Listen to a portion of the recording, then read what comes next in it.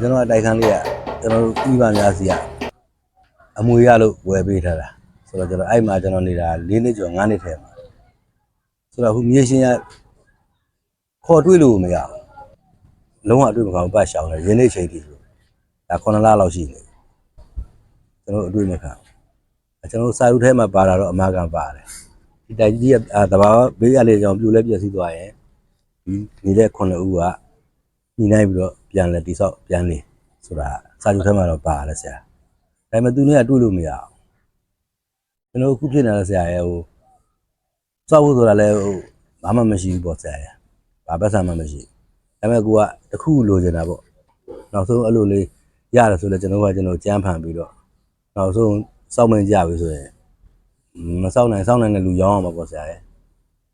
ရတဲ့ပတ်စံလေးနဲ့ရွာထဲပါညာတနေရာသွားနေရပါမယ်အခုတော့ကျမတို့မြေရှင်ရလဲခုချိန်ထိကျမတို့ခေါ်ပြီးတော့လေပြန်စောက်မယ်လည်းမပြောဘူးဘာမှကိုဆွေးနွေးမှုဆိုတာကျမတို့ကိုယ်မသိရသေးဘူးရှင်ကြိုးကြအဲ့တော့ကျမတို့ဒီကထွက်လို့ချင်းဘယ်လိုစခန်းသွားမယ်ဆိုတာကျမတို့ဝေခွဲမရဘူးဖြစ်နေပါရှင်ကျမတို့လက်တလောတိုက်ခန်းနဲ့လည်းပြန်မနေရတော့ဘူးကလေးတွေနဲ့ဆိုတော့ဖြစ်တုန်းကဆိုရင်လေတော်တော်ကိုရဟန်းခါတော့လေကျမတို့မှမသိအောင်တမဲပဲအပစ္စည်းမှမရခဲ့ဆင်းခဲ့ရတာ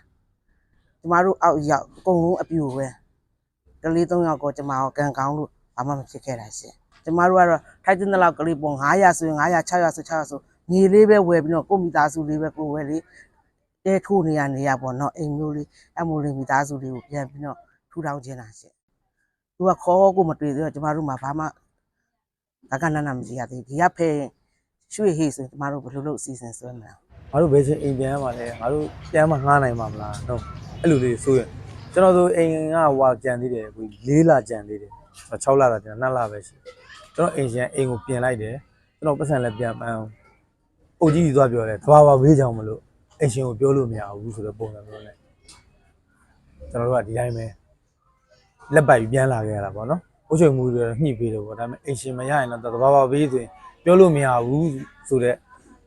ထောက်ကွက်နဲ့ကျွန်တော်လူတွေတော်တော်များများရှိတယ်